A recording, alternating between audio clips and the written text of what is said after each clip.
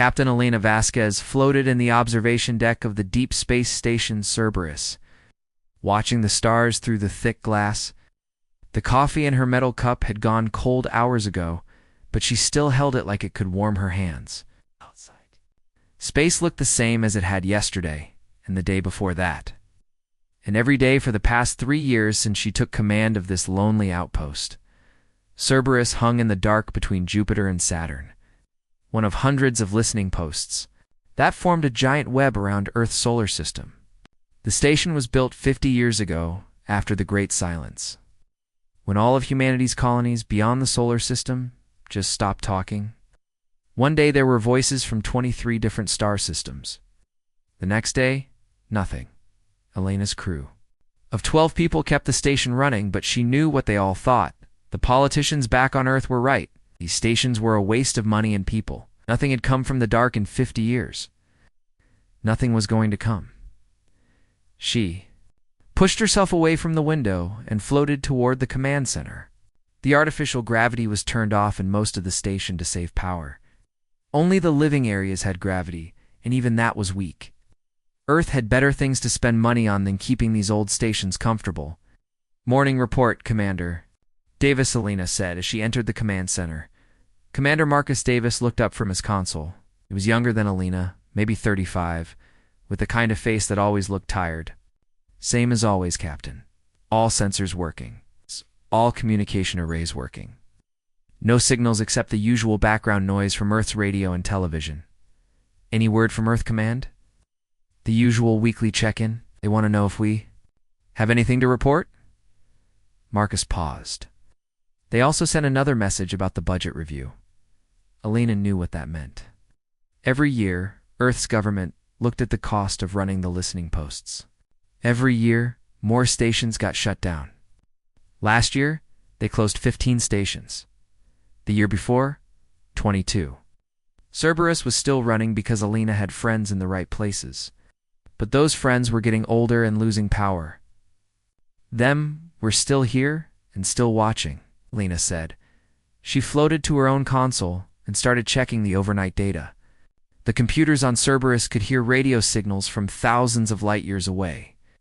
They listened for patterns, for anything that might be artificial instead of natural. For 50 years, they had found nothing. The other crew members went about their morning routines.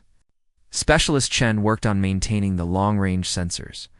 Technician Rodriguez checked the power systems. Dr. Walsh reviewed the medical supplies they probably would never need. Everyone had their job, and everyone did it well, even though they all knew it probably did not matter. Elena had been in space for 20 years. She started as a communications officer on a cargo ship that carried supplies between Earth and the Moon. Then she worked on the Mars orbital station, then the asteroid mining platforms. She had always wanted to be part of something important, something that mattered. When the job on Cerberus came up, she thought it would be her chance. Now she was not so sure. The Great Silence had changed everything. Before it happened, humanity was spreading across the galaxy. Every year, new colony ships left Earth to start settlements on distant worlds.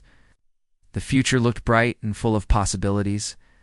Then, in one terrible week, every colony went quiet. No distress signals, no explanations, just silence.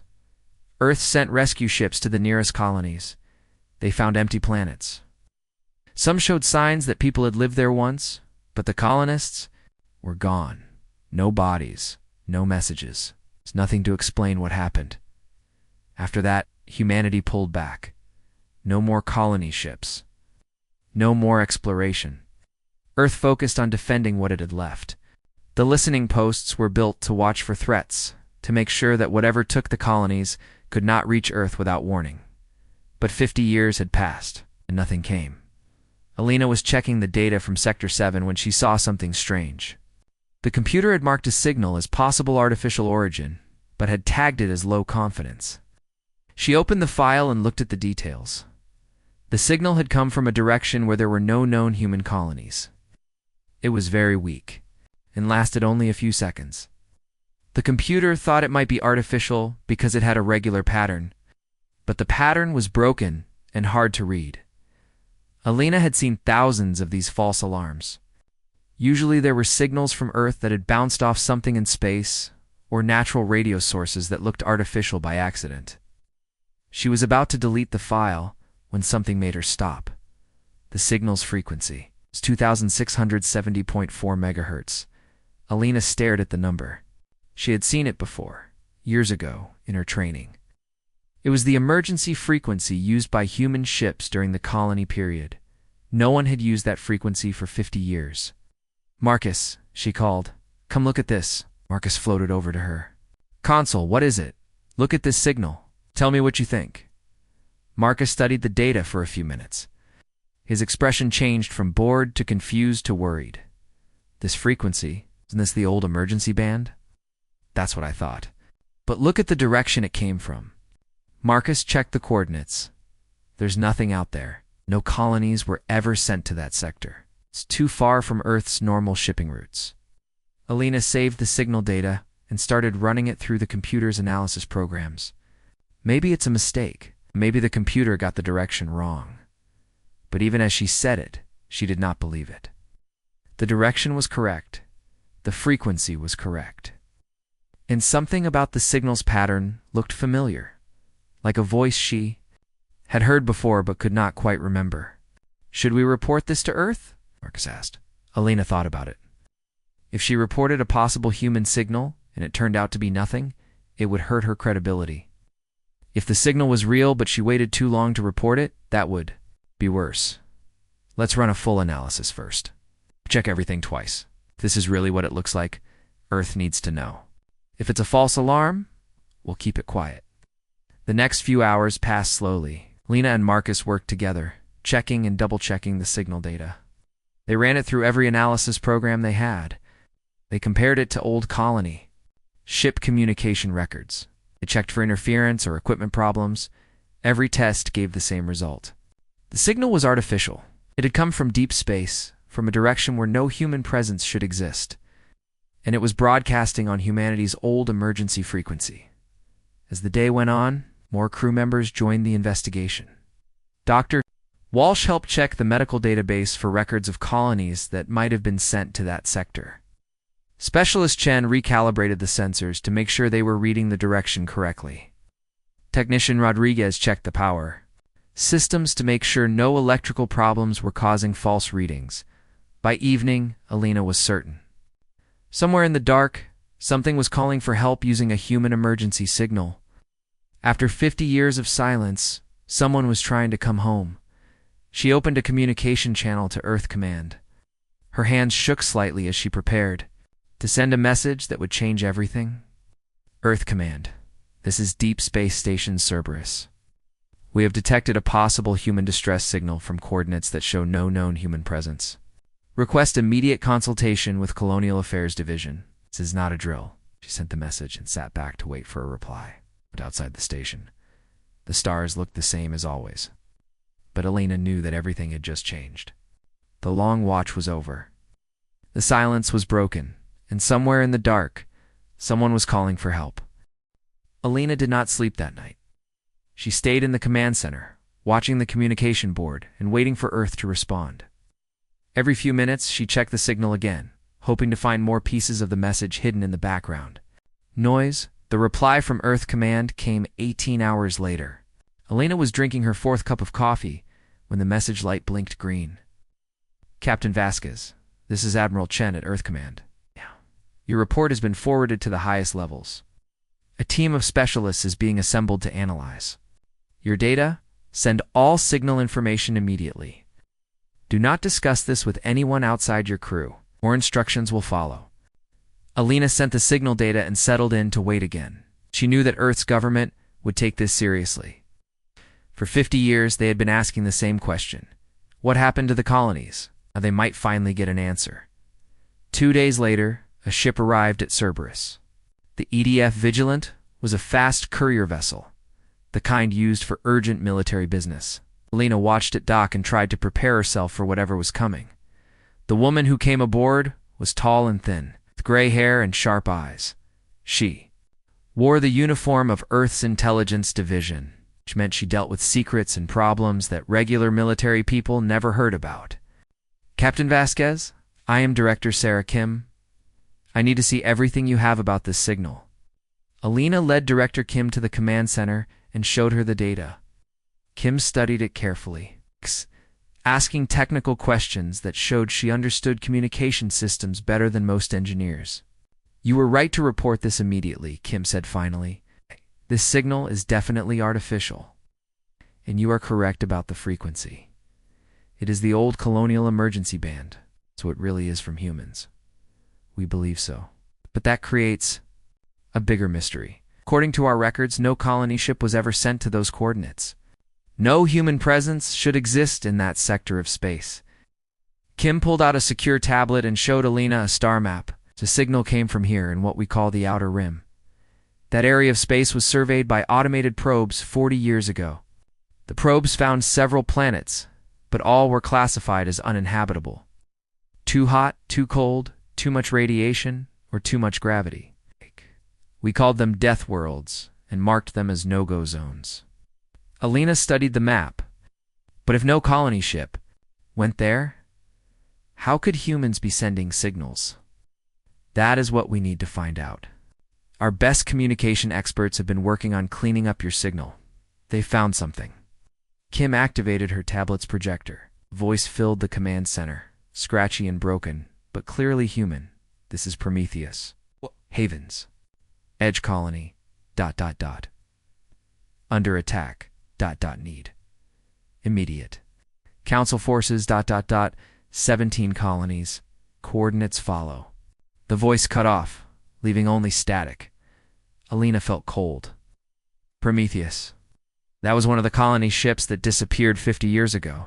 The last colony ship, actually. It left Earth 3 months before the Great Silence began. We assumed it was destroyed like all the others. But they made it to a death world and built a colony? Kim nodded grimly. It appears so. And according to this message, they are not alone. 17 colonies. That means some of our people survived the Great Silence and have been living out there for 50 years. Alina thought about what that meant. 50 years on worlds that were supposed to be uninhabitable. 50 years of isolation, thinking that Earth had forgotten them or was destroyed. 50 years of survival in places where humans were not supposed to be able to live.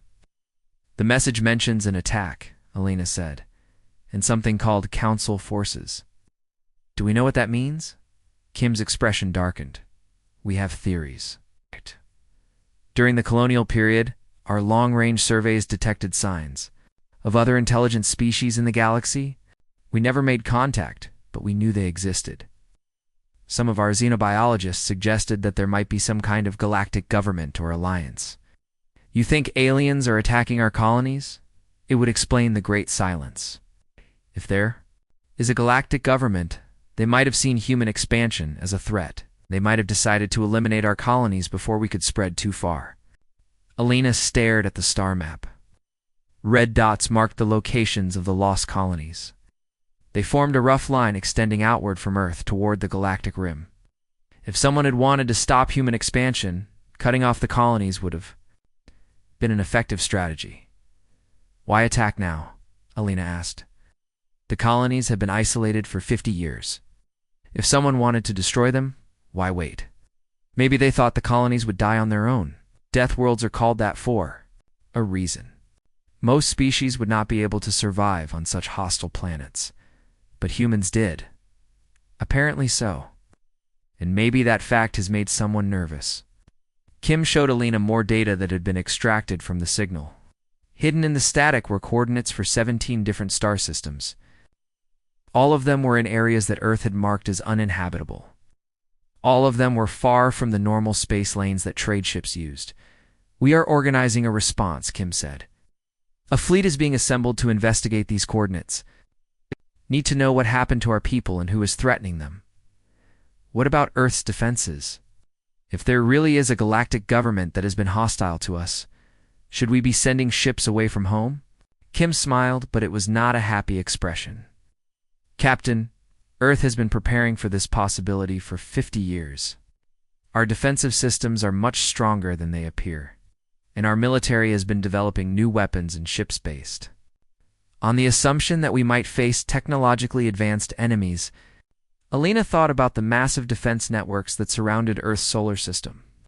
She had always thought they were excessive, designed by paranoid politicians who saw threats everywhere. Now she wondered if they had been right to be paranoid. Cerberus, be part of the response fleet. No, your station is too important to risk. We are upgrading your equipment and assigning more personnel. If more signals come from the colonies, we need to be able to receive them and respond immediately. Over the next week, Alina watched as ships began moving through the solar system. Military vessels that had been hidden in asteroid bases and behind moon installations suddenly appeared and began forming into battle groups.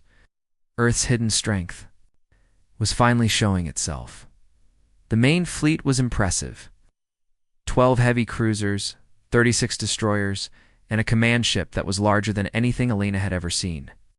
The ships used new engine designs that could cross interstellar distances faster than the old colony ships. They carried weapons that were designed to fight unknown enemies with unknown capabilities. Alina received a final briefing from Director Kim before the fleet departed. The mission is simple, Kim explained. Reach the first set of coordinates, make contact with any surviving colonists, and determine the nature of the threat they face. If possible, establish a communication link back to Earth so we can coordinate. Further operations. What if the colonies are already destroyed? Then we find out who destroyed them and make sure it does not happen again. Alina watched the fleet disappear into hyperspace and felt a mixture of excitement and fear. For 50 years, humanity had lived in isolation, wondering what had happened to their lost children. Now they were finally going to find out. But Alina also understood that this moment marked the end of one era and the beginning of another. If the colonies had survived 50 years on Deathworlds, they would not be the same people who had left Earth. They would have changed, adapted, become something new. And if there really was a galactic government that saw humanity as a threat, then Earth was about to discover whether 50 years of hidden preparation had been enough. The stars looked different now that Alina knew humans were out there among them, fighting for survival on worlds that should have killed them. The great silence was finally broken, and Alina could only hope that what came next would not be another kind of silence, the permanent kind. She returned to her duties, monitoring the deep space channels and waiting for news from the fleet. Whatever happened next, Cerberus would be listening, ready to carry humanity's voice across the dark spaces between the stars. The first transmission from the fleet came 3 weeks after they left. Earth Alina was running diagnostics on the long-range sensors when Commander Davis called her to the communication station. Signal coming in from Admiral Morrison's task force, Davis said. It's encrypted, but the header shows Priority Alpha. Alina hurried to decode the message. Priority Alpha meant either very good news or very bad news. When the text appeared on her screen, she realized it was both. Contact established with colony designation Haven's Edge. Colony operational with population of approximately 50,000. Colonists have adapted to high gravity, high radiation environment. Colonial technology significantly advanced beyond Earth baseline. Evidence of ongoing conflict with hostile alien forces confirmed. Fleet proceeding to second coordinate set. 50,000 people. Alina read the number again to make sure she had not made a mistake. The original Prometheus had carried only 8,000 colonists. In 50 years, they had multiplied and thrived on a world that should have killed them all. 2 days later, another message arrived. This one was longer and more detailed. Admiral Morrison had reached the second colony, a place called New Titan. The colony was built inside a massive asteroid that had been hollowed out and converted into a mobile habitat. The asteroid moved through space between 3 different star systems, mining resources and avoiding alien patrol ships. The colonists of New Titan had become experts at living in zero gravity and extreme cold. They had developed new technologies for asteroid mining and space construction. Their population was smaller than Haven's Edge, only 12,000 people. But they controlled a fleet of mining ships and defensive platforms. These people are not the same humans who left Earth, Admiral Morrison reported. They have changed, adapted, become something new. Their children are taller and stronger, better suited for high gravity and low oxygen. Their technology is based On principles, we do not fully understand. They have been fighting a war we knew nothing about. Alina shared the reports with her crew. Everyone was amazed by what they were learning. The lost colonies had not just survived, they had flourished in environments that Earth scientists had considered impossible for human life. The third colony was even more surprising. Storm's End was built on a planet with constant hurricanes and electrical storms. The colonists had learned to harness the planet's electrical energy and use it to power their cities. They lived in massive underground complexes connected by tunnels that could withstand winds strong enough to tear apart buildings. The people of Storm's End had developed biotechnology that allowed them to survive in hypershore, high-moisture environments. They grew food in underground farms that used artificial lightning for energy. Their population was 30,000. They had been sending small exploration ships to other storm worlds in their region of space. But it was the fourth colony. That changed everything. Elena thought she knew about humanity's lost children. The message from Admiral Morrison was marked with the highest security classification. Alina had to use her personal command codes just to read it. Have made contact with colony designation Forge World. Cannot overstate the importance of this discovery. Colony population is estimated at over 200,000. They have converted an entire planet into a military-industrial complex. Their technology is generations ahead of Earth's current capabilities. They have been building ships and weapons for 50 years, preparing for what they call the final war. Alina stared at the message. 200,000 people on a single world, all focused on building weapons and preparing for war. What did these colonists experience that made them so focused on military preparation? The answer came in Admiral Morrison's next report. The Forge World colonists had been attacked repeatedly over the past 50 years by something they called the Galactic Council. The attacks had started as simple raids, small groups of alien ships trying to destroy the colony. The attacks had become larger and more organized. The colonists had fought back. Learning from each attack and improving their defenses, they had captured alien technology and reverse-engineered it. They had built weapons specifically designed to fight enemies who were used to dealing with weak, peaceful species. The Council's greatest mistake, one of the Forge World leaders told Admiral Morrison, was assuming that humans would die quickly on these death worlds. They gave us 50 years to adapt, to learn, to prepare. We are something they did not expect to face. Lena began to understand what had happened during the Great Silence. The Galactic Council had cut off Earth's colonies, expecting them to collapse without support from the home world. Instead, the colonies had become independent, self-sufficient, and militarized.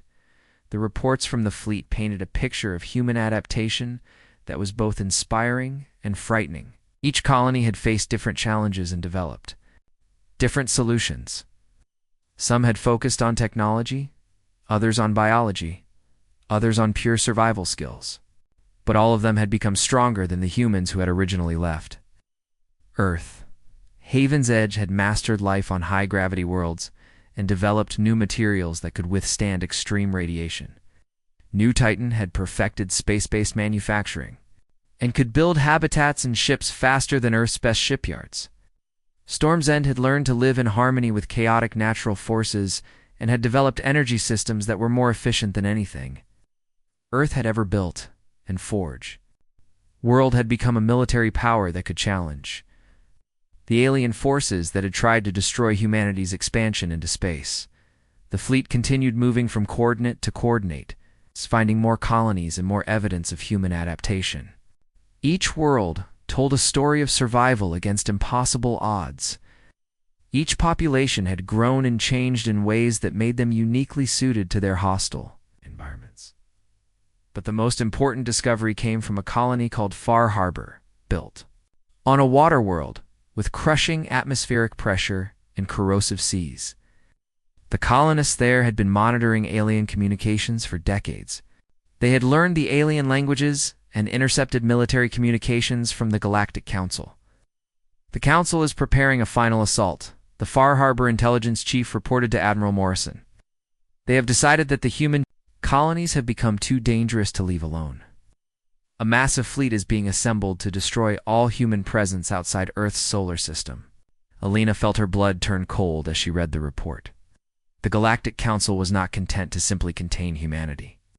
They wanted to eliminate the colonies entirely, and probably Earth as well. But there was more to the report. The alien communications had revealed something that changed the entire situation. The Galactic Council was not united in their decision to attack humanity. Many alien species were opposed to genocide, and some were actively supporting the human colonies. The Council's attack will begin in 6 months, the intelligence report concluded.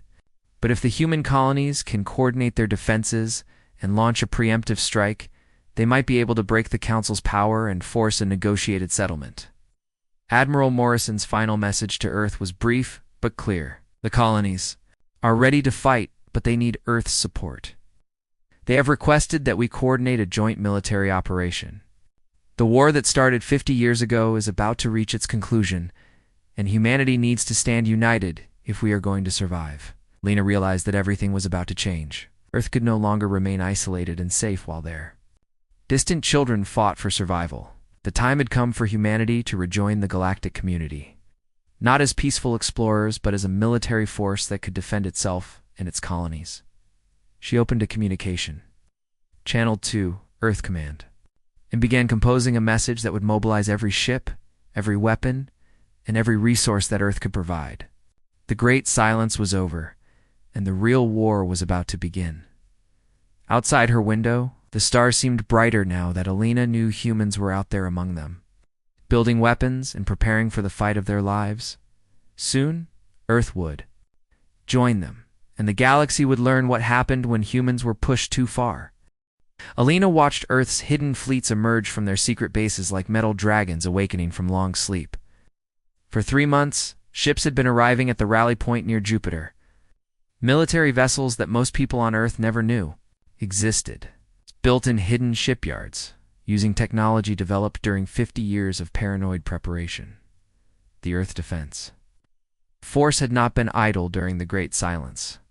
While the public thought their government was focused on peaceful development, military engineers had been designing weapons for a war they hoped would never come. Now that war was here and Earth was ready, Elena's station Cerberus had become the communication hub for the largest military operation in human history. Messages flowed through her equipment 24 hours a day as Earth coordinated with the distant colonies. The voices from the Deathworlds were different now, harder and more confident than anything Elena had heard from Earthborn humans. Earth Command, this is Haven's Edge military coordination. Our gravity-adapted troops are ready for deployment. We have 40,000 soldiers trained for combat in high-gravity environments. Our weapons are designed to function in radiation levels that would kill normal humans in minutes. Forge World reporting. Our industrial capacity is now fully committed to military production. We can manufacture enough plasma weapons to arm every human in the colonies. Our new ship designs are faster and more heavily armed than anything in the Council fleet. Storm's End, Tactical Division ready. Our electrical warfare specialists have developed weapons that can disable Council ships by overloading their electronic systems. We have also perfected stealth technology based on storm camouflage principles. Alina listened to the reports and marveled at what the colonies had become. These were not the desperate refugees that Earth had expected to find. These were hardened warriors who had spent 50 years learning how to fight enemies that Earth had never imagined. The plan that emerged from the coordination meetings was ambitious and dangerous. Instead of waiting for the Galactic Council to attack, humanity would strike first. The colonies would provide the specialized troops and advanced technology. Earth would provide the ships and the industrial support. The target was not just the Council fleet that was preparing to attack the human colonies. Intelligence from Far Harbor had revealed the location of the Council's main military base, a massive space station called the Hegemony Core. If humanity could destroy or capture the core, they could cripple the Council's ability to wage war. Admiral Morrison had been placed in command of the Joint Human Fleet. His flagship was the EDS Defiance, one of Earth's new heavy battleships. The ship was 3 times larger than the old colony vessels and carried weapons that could destroy planets if necessary. Captain Vasquez, Admiral Morrison's voice came through the communication system. Earth Command has approved your request for reassignment. Report to Defiance for briefing and combat assignment. Alina felt her heart race. For weeks she had been requesting permission to join the fleet. She could not bear the thought of staying safe on Cerberus, while other humans fought for the survival of their species. The journey to Admiral Morrison's flagship took 2 days. Alina had never seen so many military ships in one place. The combined human fleet included over 300 vessels. From Earth's massive battleships to the colonies' specialized attack craft, the colonial ships were like nothing Earth had ever built. Haven's Edge had contributed heavy assault ships designed to land troops on high-gravity worlds. The ships looked like metal mountains with engines, built to withstand incredible stresses. Storm's End had provided electronic warfare vessels that crackled with barely contained electrical energy. Forge World had sent sleek destroyers armed with plasma weapons that could cut through the heaviest armor. Admiral Morrison briefed Alina and the other new arrivals in the Defiance's main conference room. The holographic display showed the target, the system, and the massive space station that was their objective. The Hegemony Core is the command center for all Council military operations, Morrison explained. It is defended by over 1,000 ships and has weapons that can destroy entire fleets. But our colonial allies have identified weaknesses in its design. A woman from Forge World stood up to explain. She was tall and muscular with the enhanced physiology of someone who had grown up in high gravity. Her name was Colonel Sarah Chen, and she spoke with the confidence of someone who had fought real battles. The Council designed their defenses to fight species that avoid casualties and retreat when faced with serious losses, Chen said. They have never fought humans who will accept massive losses to achieve their objectives. Their tactical programs cannot handle enemies who use suicide attacks and desperate measures. Alina understood what Chen was saying. The colonies had learned to fight like cornered animals, using tactics that other species considered insane. They would take risks that civilized species would never accept. The attack began with a deception. Earth's main fleet approached the Hegemony Core from the direction that Council scouts expected. The alien defenders prepared to meet what looked like a conventional assault by a large but primitive human force. Meanwhile, the colonial ships approached from other directions, using stealth technology and tactics that the Council had never encountered. Storm's End vessels hid in the electrical interference of a nearby star. Haven's Edge ships used their high-gravity engines to accelerate to speeds that should have killed their crews.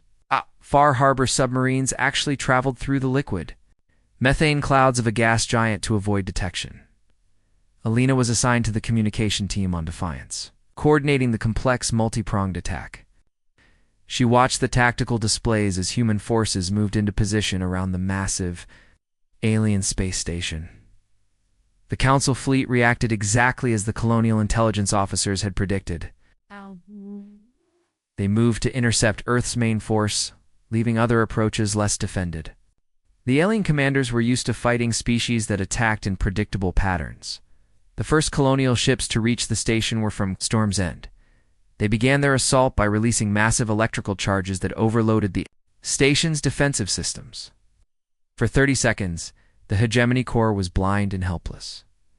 In those 30 seconds, the suicide ships from Forge World struck.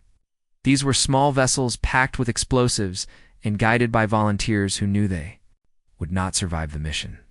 They punched through the station's outer defenses and detonated inside critical systems. The Haven's Edge assault ships followed immediately, their crews protected by armor and modifications that allowed them to survive in the damaged sections of the station. They fought their way through the interior, clearing paths for more conventional forces. Alina watched the battle unfold and felt a mixture of pride and horror. The colonial forces fought with a ferocity that shocked even her. These humans had learned to survive by being more dangerous than anything that threatened them. The battle for the Hegemony Core lasted 6 hours. When it was over, the largest military installation in the galaxy was under human control. The Council fleet had been scattered or destroyed, and the balance of power in the galaxy had shifted forever. Admiral Morrison's final report to Earth was broadcast throughout human space. The Galactic Council's military power has been broken. They are requesting negotiations for a ceasefire. The colonies are safe, and humanity has taken its place as a major power in galactic politics. Alina looked at the tactical display showing human ships patrolling the captured station. In 6 months, humanity had gone from isolated and ignorant to one of the most feared military forces in the galaxy. The Deathworlders had awakened, and the galaxy would never be the same. 6 months after the fall of the hegemony core, Lena stood in the observation deck of the newly renamed station, Unity Base. The massive alien structure had been converted into humanity's first major outpost beyond their home system. Through the reinforced windows, she could see ships from a dozen different species. Waiting to request meetings with human representatives, the galaxy had changed completely. The Galactic Council's empire was falling apart as member species realized that the organization they had trusted for thousands of years was led by a small group of species who used fear to control everyone else. Without their military power, the Council could no longer force obedience from the hundreds of worlds that had been under their rule. Alina had been promoted to Admiral and placed in command of Unity Base's communication systems. Her job was to manage the flood of messages coming from across the galaxy. Every day brought new requests for trade agreements, defense treaties, and asylum from species that wanted to escape Council control. Admiral, her aide Commander Williams, said as he approached with another stack of message files. We have 17 more first contact requests today. 3 species are asking for protection from Council loyalist forces. The Zephyrian Trade Union wants to negotiate exclusive mining rights to asteroid fields in human space.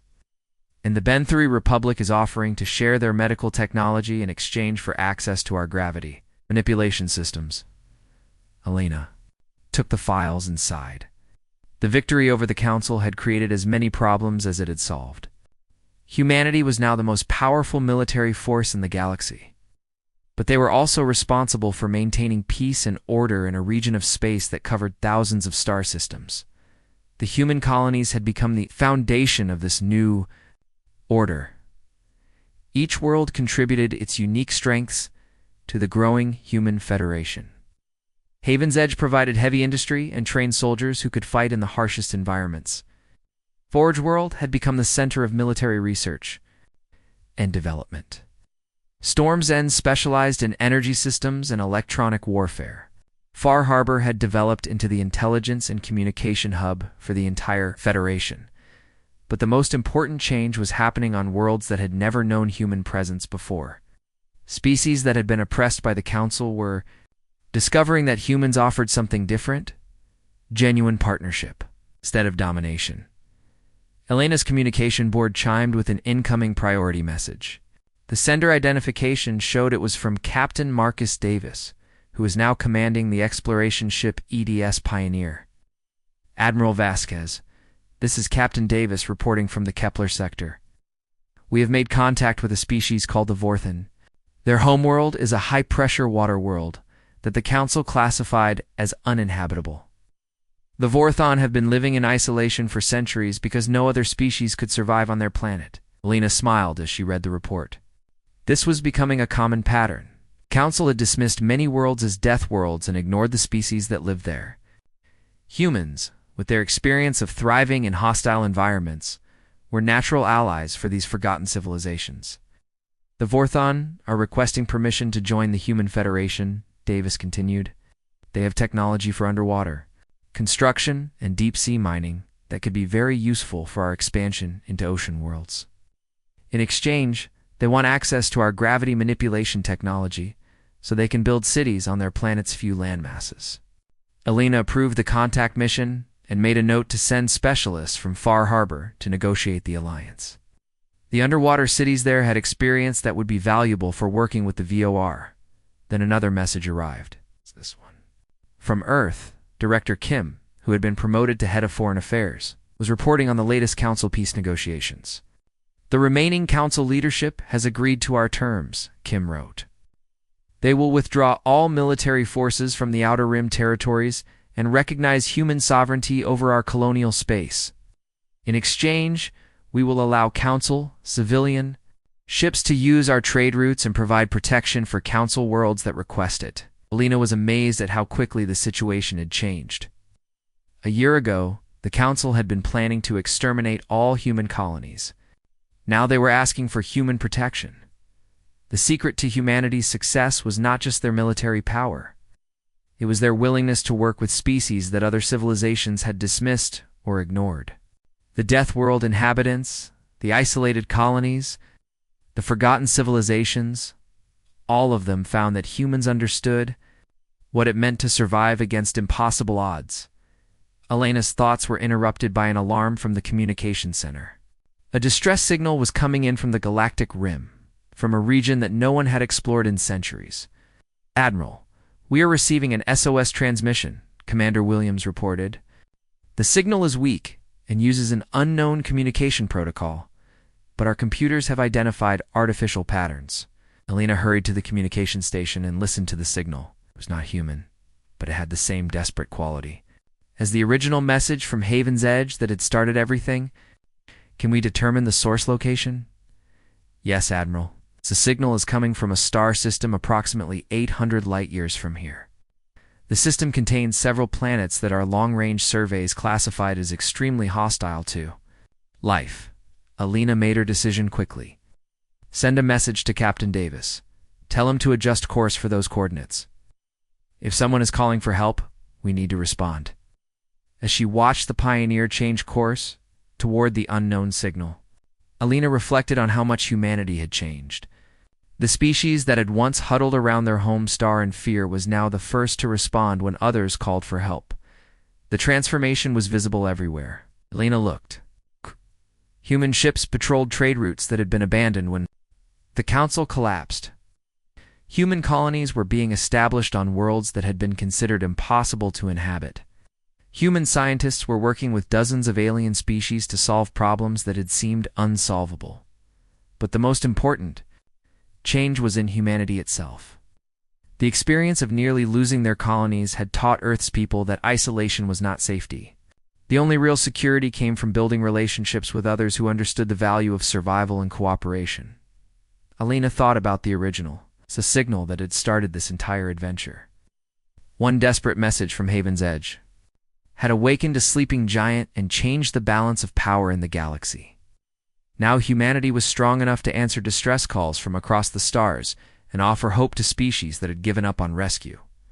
3 weeks later, the Pioneer reached the source of the new distress signal. Captain Davis reported finding a species called the Kithra, reptilian beings who had been trapped on their dying planet for thousands of years. Their star was gradually cooling, and their civilization was slowly freezing to death. "They have incredible knowledge of energy conservation and survival techniques," Davis reported. "They have managed to keep their cities warm and their people alive using technology that would be impossible under normal circumstances. But they need help relocating to a warmer planet." Elena approved a full rescue operation. Humanity had the ships and the technology to move entire populations between star systems. More importantly, they had the experience to help the Kithira adapt to new worlds. As she coordinated the rescue mission, Elena realized that this was humanity's true destiny. They were not meant to be conquerors or rulers. They were meant to be the voice that answered when others called for help. They were the species that would go into the dark places where others feared to travel and bring back those who had been lost or forgotten. The galaxy was full of death worlds, impossible planets and species that had been written off as doomed, but as the Deathworlders had proven, impossible did not mean hopeless.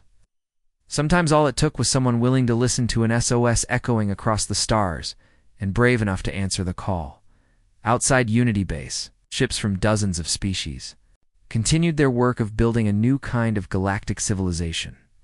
It was messier and more chaotic than the old Council Empire, but it was also more alive, more hopeful, and more willing to take risks for the sake of others.